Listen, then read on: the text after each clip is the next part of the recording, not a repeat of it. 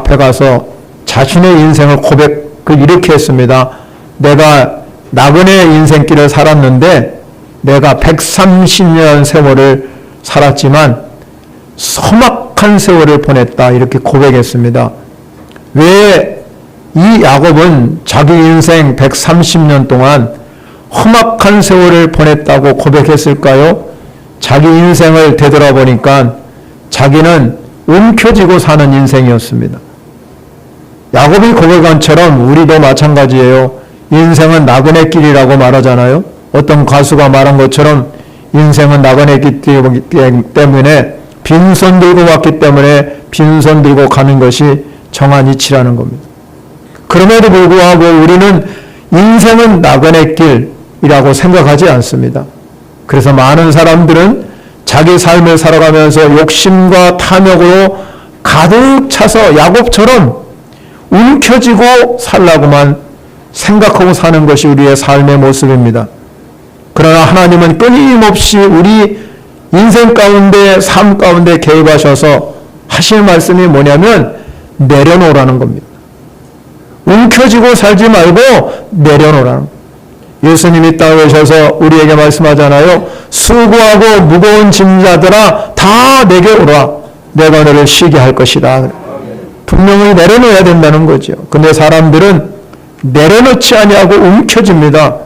그래서 사람들은 평가할 때 재물을 보든지 외모를 보든지 가문을 보든지 실력을 보든지 그 사람의 인격을 보든지 그래서 사람을 평가합니다. 사람의 관점에서 보면 이런 것들을 무시할 수는 없습니다. 그러나 전능하신 하나님의 관점에 보면 이거는 별로 중요하지 않습니다. 그래서 이 하나님께서는 움켜쥐지 말고 내려놓으라는 겁니다. 하나님의 관점에 볼 때 사람의 평가의 기준은 외형적인 평가가 아니라 믿음으로 평가하는 겁니다. 믿음 외에는 다른 평가가 없다는 것입니다. 만약에 사람이 돈으로 평가한다면 성경의 거지 나사로가 어떻게 천국에 기록되어 있겠습니까? 만약에 외모로만 사람을 평가한다면 예수님을 만날 때 가장 키가 작은 삭개오는 그 많은 군중 앞에서 사람을 볼 수 없어서 뽕나무 위로 올라갔습니다. 올라갔는데 예수님은 삭개오야 내려와라. 오늘 내가 내 집에 유할 것이다. 만약 외모로 평가하면 그 집에 방문하지 않을 것입니다. 사람이 가문으로 평가하면 기생의 아들로 태어난 입다가 하나님께 쓰임받지 못했습니다. 사사가 되지 않았다. 이런 우리의 성품이나 기질로 사람을 평가한다면 불같은 성격의 소유자인 요한을 뭐라고 합니까? 우리의 아들이라고 그랬어요. 우리의 아들. 그러면 쓰임받지 못했을 것입니다. 하나님은 외형적인 것으로 평가하지 아니하고 믿음으로 평가한다 이 말이죠. 오늘 본문에 등장한 야곱은 어떻습니까? 우리가 잘 알다시피 야곱은 에서와 쌍둥이를 탄생해서 둘째로 탄생한 사람입니다. 이 야곱은 너무너무 성격을 보면 간사하고 사기꾼 기질이 다분합니다. 그런데 하나님은 그를 통해서 일하셨습니다. 그 이유가 무엇이겠습니까? 그것은 그 안에 믿음이 있었기 때문에 그렇습니다. 사도 바울은 그래서 우리에게 말하지요. 우리 신앙인들이 중요한 게 뭐냐? 오직 믿음으로 산다는 것입니다. 이 자리에 오신 여러분, 왜 어떻게 우리가 구원받았습니까? 믿음으로 받았습니다. 우리가 잘나서 돈이 많아서 학벌이 뛰어나서 성품이 좋아서 구원받은 것이 아니라 저와 여러분은 오직 예수가 그리스도의 되심을 믿었기 때문에 이 자리에 있는 줄 믿으시기 바랍니다.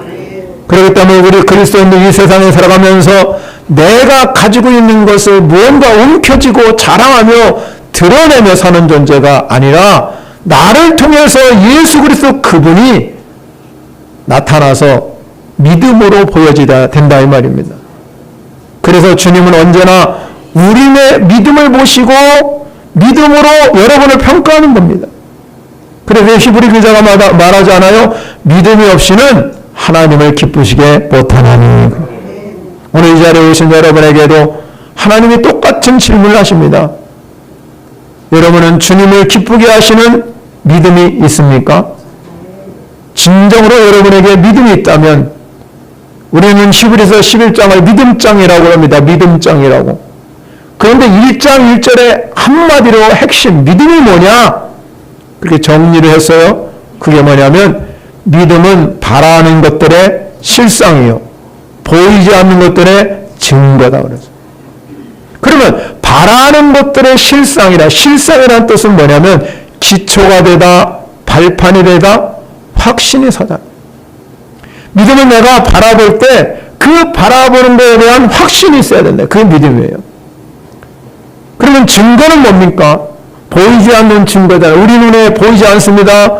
그런데 이 증거는 지금 현실 속에는 이루어지지 않았지만 내 마음에 주님이 주시는 확신이 있다. 확신. 그런 믿음은 우리의 신앙을 강건케 하는 줄 믿으시기 바랍니다. 그래서 믿음은 관념이 아니에요. 철학이 아니에요. 확신입니다. 확신. 내가 천국 간다는 확신, 기도하면 응답이 받는다는 확신, 내 모든 것들에 하나님이 함께 하신다는 확신이 있어야 된다는 겁니다. 그러면 믿음이 흔들리지 않고 굳건히 서게 되는 거죠. 그러면 여러분에게 여러 가지 어려운 상황을 만나도 우리는 충분히 믿음으로 해결할 수 있는 것입니다. 그래서 믿음의 사람은 쉽게 흔들리지 않습니다. 믿음의 사람은 어떤 상황이 와도 낙심하거나 실망하지 않습니다. 두려움에 사로잡히지 않습니다. 원망과 불평을 쏟아내지 않는다 이 말입니다. 여러분의 인생길에서 하나님의 평가 기준은 다른 데 있는 것이 아니라 믿음에 있는 것을 꼭 알고 믿음으로 살아가는 저와 여러분이 되시기를 바랍니다. 여러분, 이 야고보라는 인생은 험악한 세월을 보냈다. 내가 험악한 세월을 보냈다. 그런데 이 바로 앞에 가서는 자기 인생을 되돌아보면서 자기가 지금까지 살아온 인생이 너무 험악한 세월이었지만 그 자리에서 바로를 축복하잖아요. 지금까지 누구에게 한 번도 축복해보지 못한 이 야곱이 바로왕 앞에 가서 자기 삶을 되돌아볼 때 내가 지금까지는 너무너무 움켜쥔 삶을 살았지만 이제는 내가 축복하며 살겠다는 것을 다시 한번 표현한 겁니다. 그것은 바로 이 야곱의 인생을 통해서 우리의 모든 삶의 인생도 마찬가지입니다. 여러분이 믿음으로 사는 사람은 움켜쥐는 삶이 아니라 나누고 베푸는 삶이 되는 줄 믿으시기 바랍니다.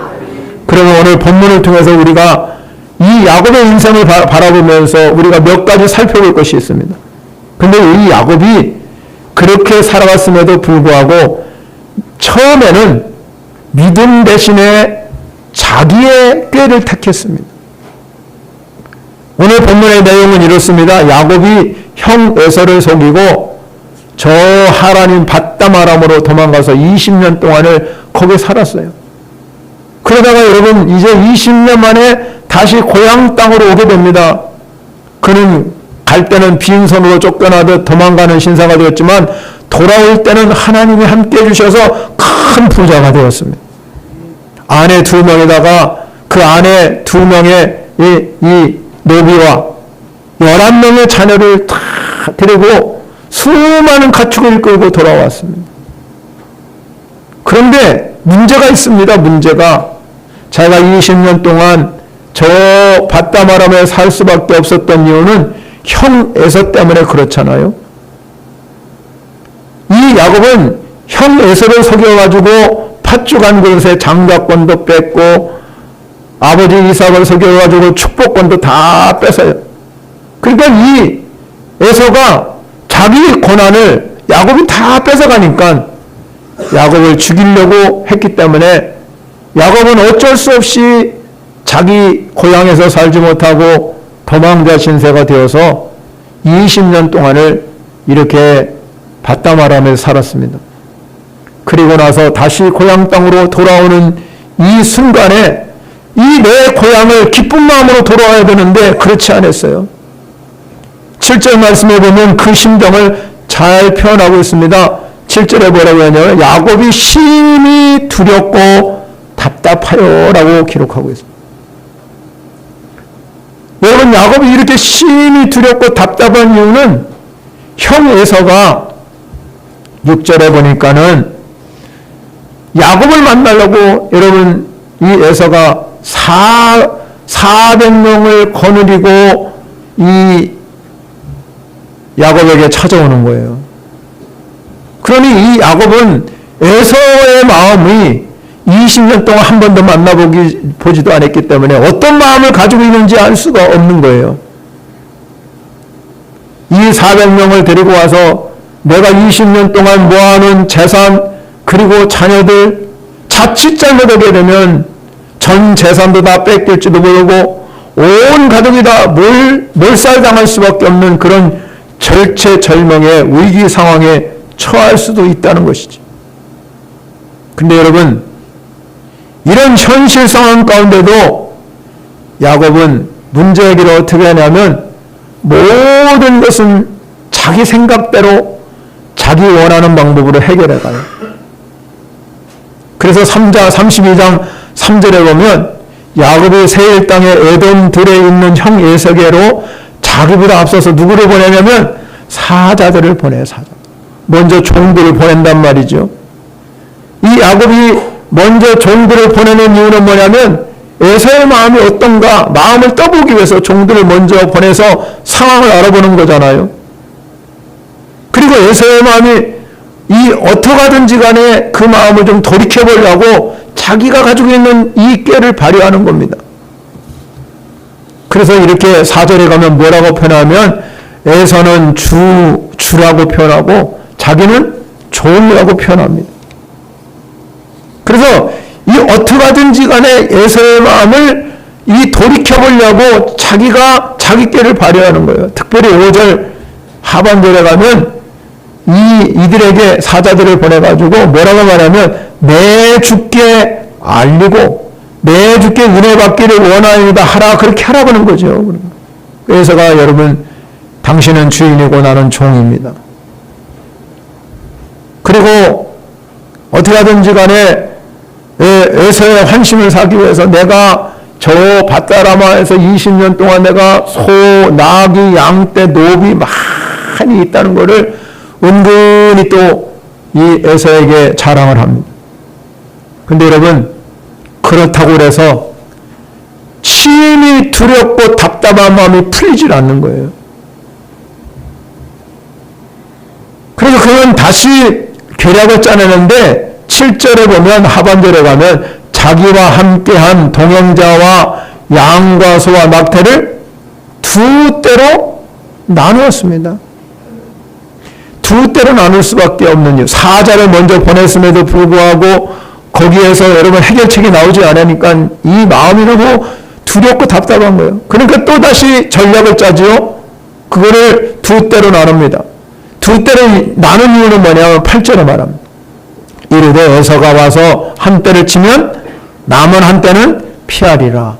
이렇게 생각하고 자기의 모든 수단과 방법과 잔꾀를 부리면서 어떻게든지 살아남기 위한 전략을 다 쓴다 이 말이죠. 그럼에도 불구하고 야곱의 마음은 풀리질 않았어요. 심히 답답하고 두려움에 가득 찰 수밖에 없었다는 거예요. 야곱의 인생 가운데 찾아오신 하나님을 의지하기보다는 자신의 문제를 자기의 방법으로, 자기의 익숙한 방법으로 해결하려고 했지만 그 문제 앞에서 그는 해결책을 제시할 수가 없고 오직 심히 두렵고 답답한 것밖에는 표출할 수 있는 것이 없었습니다.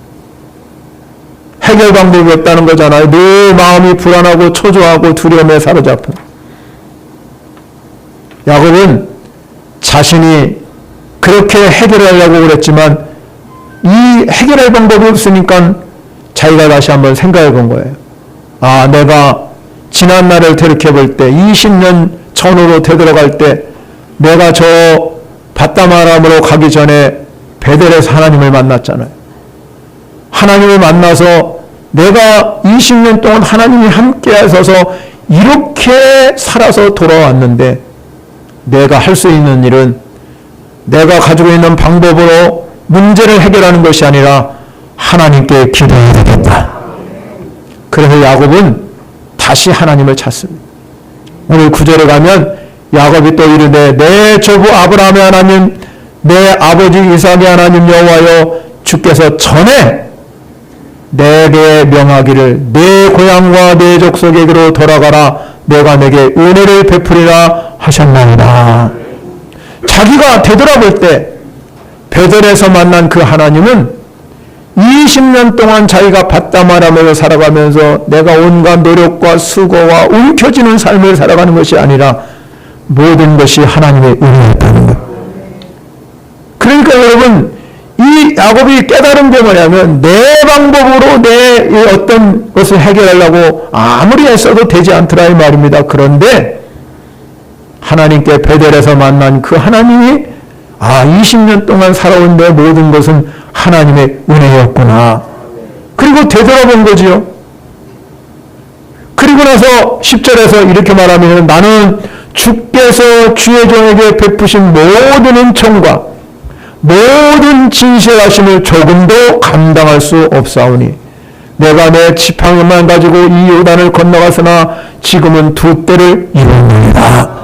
이 고백은 절대적으로 하나님만이 자신의 삶의 전부였고 은혜였다는 것을 깨닫게 된 것이죠.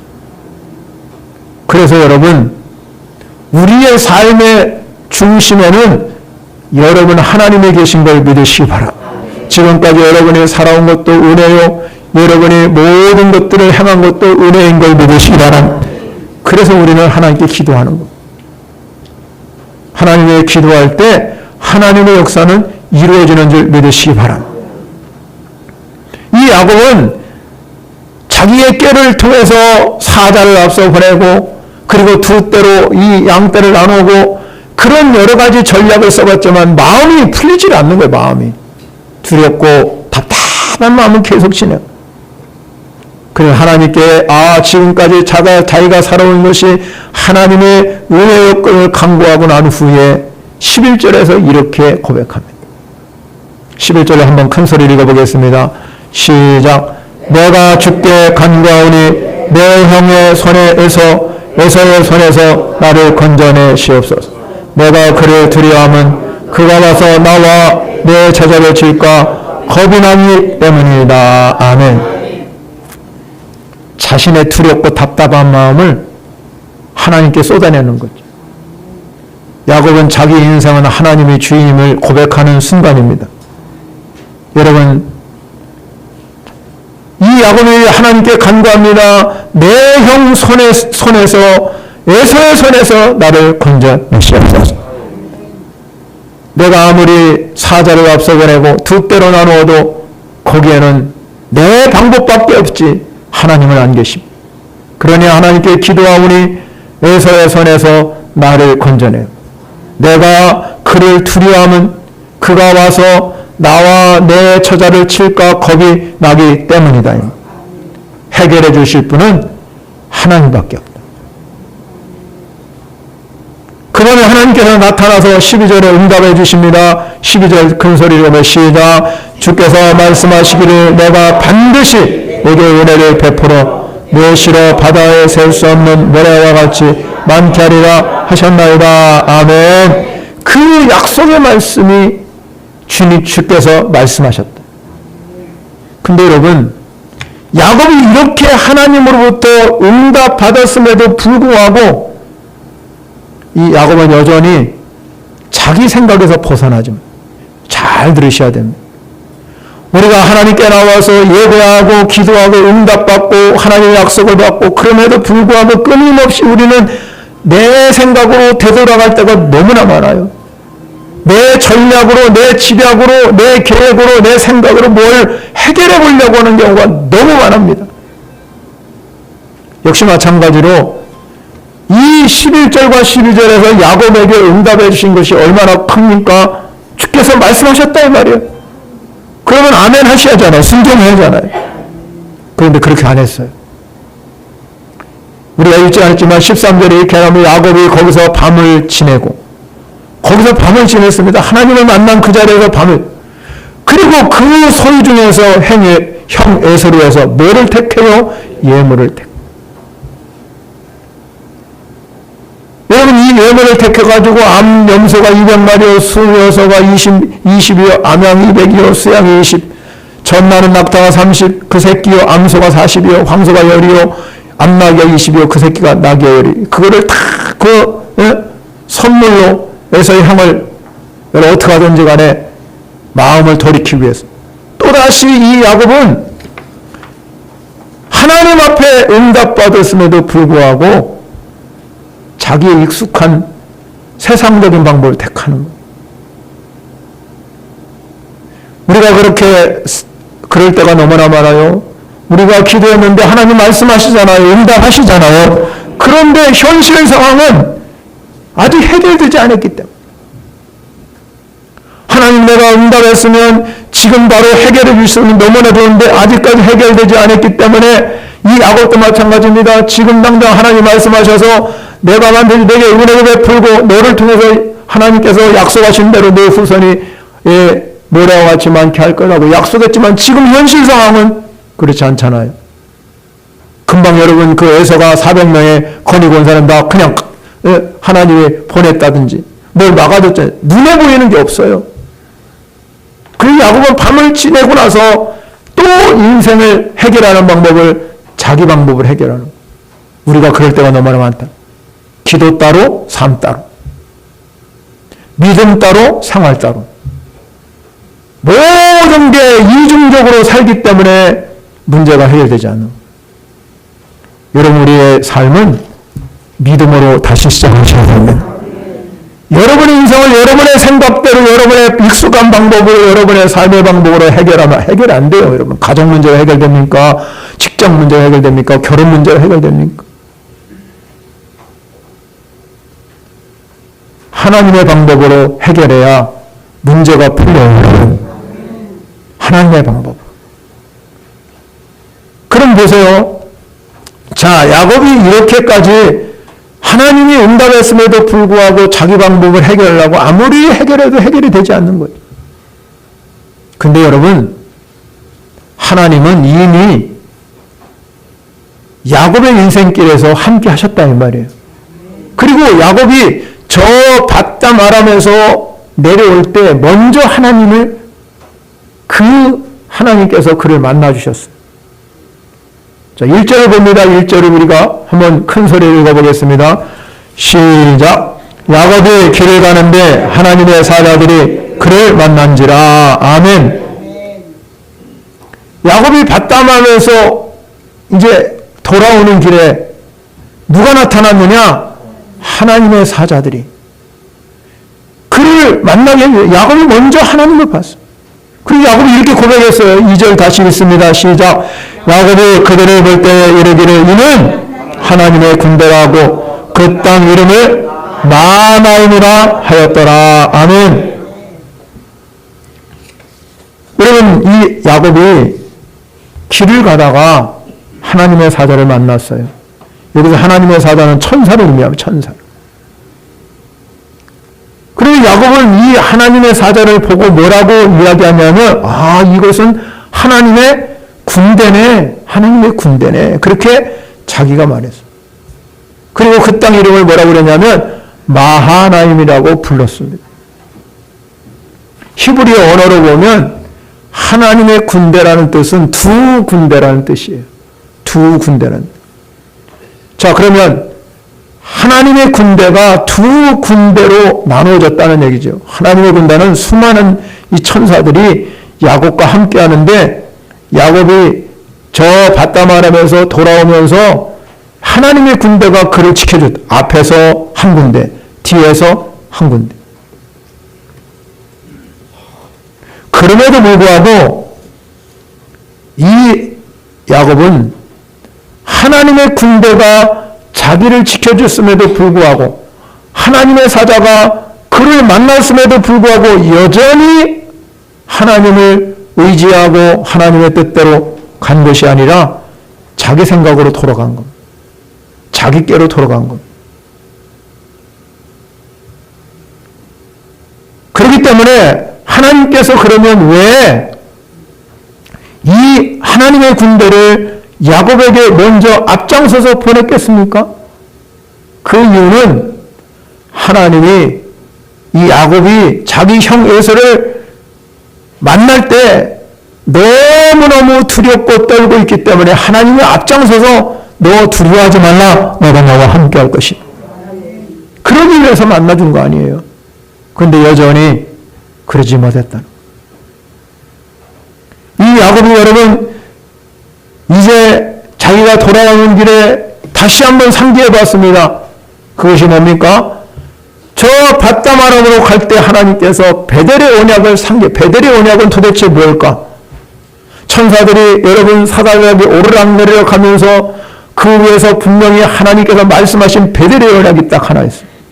창세기 28장 15절 띄워줘 보세요. 다 같이 한번 큰 소리 읽어보겠습니다. 시작. 내가 너와 함께해서 내가 어디로 가든지 너를 지키며 너를 이끌어 이 땅으로 돌아오게 할지라. 내가 네게 허락한 것을 다 이루기까지 너를 떠나지 아니하리라. 아멘. 이게 뭐냐면 베델의 언약이에요. 하늘 사닥다리가 오르락 내리락 하면서 야곱에게 베델의 언약을 내는 게 무엇입니까? 내가 너와 함께 할 것이다.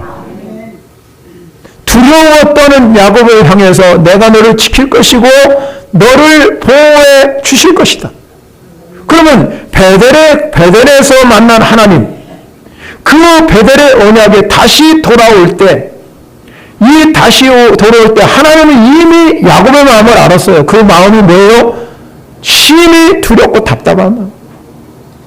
그러니까 하나님이 앞장서서 미리 이 하나님의 군대를 야곱에게 보여주셨습니다. 그 야곱에게 이 군대를 하나님의 군대를 보여주신 이유는 무엇입니까? 내가 너와 함께 할 것이다 하는 약속의 말씀을 내가 지킨다는 얘기잖아요. 하나님의 신실한 성적을 믿으시기 바랍니다. 절대 하나님이 약속한 거는 하나님이 무시하거나 절대로 그 말씀을 잊어버리지 않아요. 20년 동안 여러분 저 바다만에서 그렇게 많은 거부가 되게 만드신 것도 하나님 함께 있기 때문에 그렇지. 자기가 잘해서 그런 겁니까? 돌아오는 길에 두렵고 떨리는 마음을 가진 야곱에게 먼저 하나님 앞장서서 그에게 나타나서 베델의 언약을 상기시켜줘요. 그런데 여러분 어떻습니까? 사단은 끊임없이 우리에게 앞장서서 하나님은 우리를 지켜주시고 보호하지만 사단은 그렇지 않아요. 뒤에서 계속해서 우리에게 두려움을 갖다 주고 근심을 갖다 주고 의심을 갖다 주게 하고 그래서 우리를 무너지게 만들어. 그러나 여러분 하나님은 항상 우리보다 앞장서서 행하시고 싸우시는 분이에요.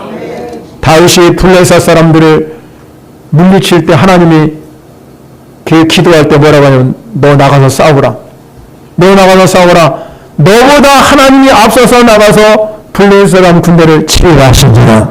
그렇습니다. 여러분 우리 눈에는 보이지 않아도 하나님의 역사는 끊임없이 진행되고 있다는 믿음이 있어야 돼요. 여러분 보이지 않는 하나님의 손이 작동하고 있고 그리고 여러분의 눈에 하나님의 사자 하나님의 군대를 볼 수 있어야 될 줄 믿으시기 바랍니다. 야곱은 가나안 땅에 들어가는 길목에서 하나님이 보내주신 하나님의 사자 군대를 만났습니다. 이제 혼자가 아니라는 걸 알았습니다. 하나님이 함께하는 이 사실에 힘과 용기를 얻었다 이 말이에요. 즉 말하자면 그가 고백합니다. 그 땅 이름을 마하나임이라. 그 땅 이름이 마하나임이라는 뜻은 뭐냐면 하나님은 내 삶에 영원토록 함께 하시는구나. 이게 그 땅의 이름을 마하나임. 여러분 안에도 여러분의 삶의 거주자에 여러분의 있는 곳에 마하나임의 축복이 임하시기를 바라고 마하나임의 은혜를 경험하시기를 바랍니다. 그것은 세상 끝날까지 너와 함께한다는 이 약속의 메시지인 걸 믿으시기 바랍니다.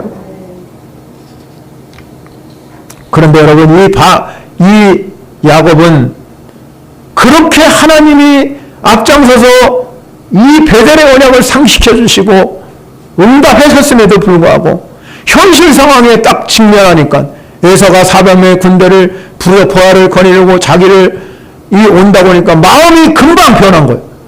심히 두렵고 답답함으로 변해버린 거예요.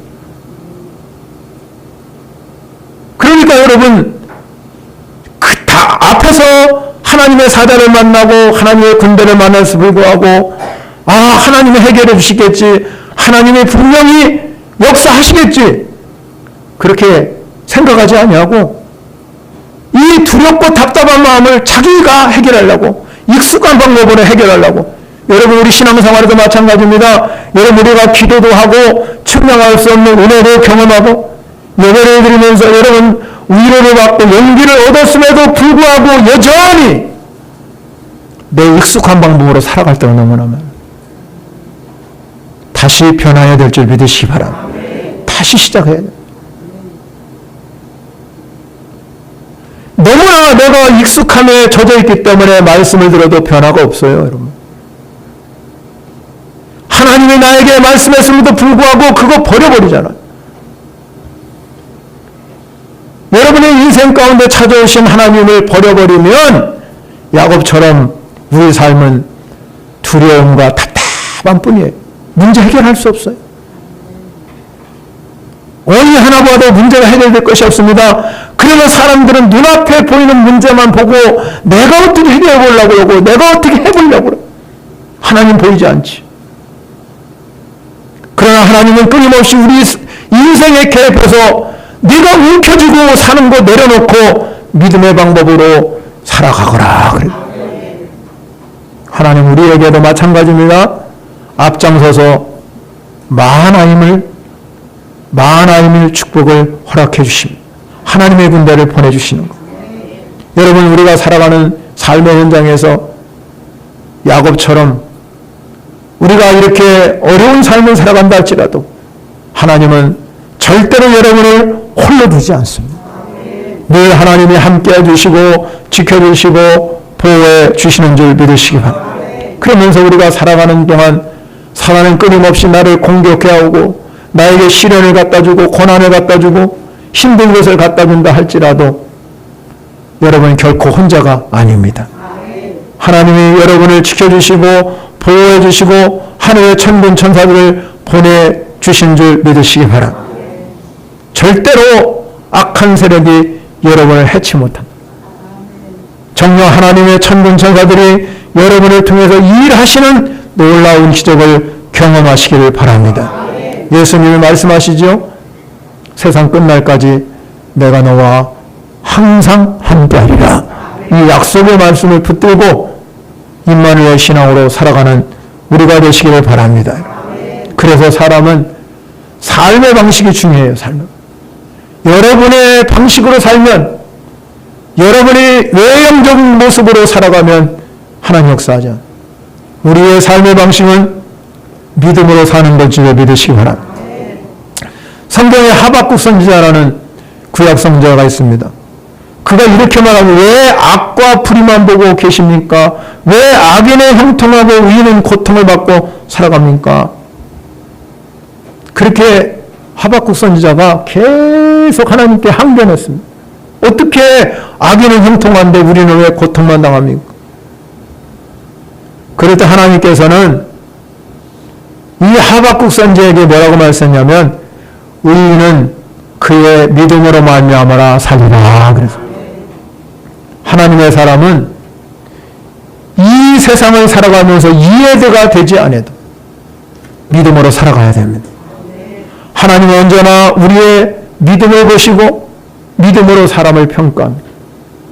믿음과 현실 사이에 괴리가 있어도, 현실 상황이 녹록하지 아니하고 현실 상황이 답답하고 현실 상황이 어려워도 여러분이 택하는 것은 현실을 택하면 안 됩니다. 믿음을 택하는 성도 여러분이 되시길 바랍니다. 믿음으로 산다는 것은 내 안에 하나님이 거하는 역사인 줄 믿습니다. 하나님 내 안에 거하면 하나님이 일하십니다. 하나님은 무엇이든지 원하는 대로 구하라 그리하면 이룰 것이다. 올 한 해 여러분 다시 여러분의 믿음으로 시작해서 하나님이 여러분의 믿음으로 평가할 때 하나님께 인정받는, 하나님께 기쁘게 여기는 모든 믿음의 솔저가 되시기를 축원합니다.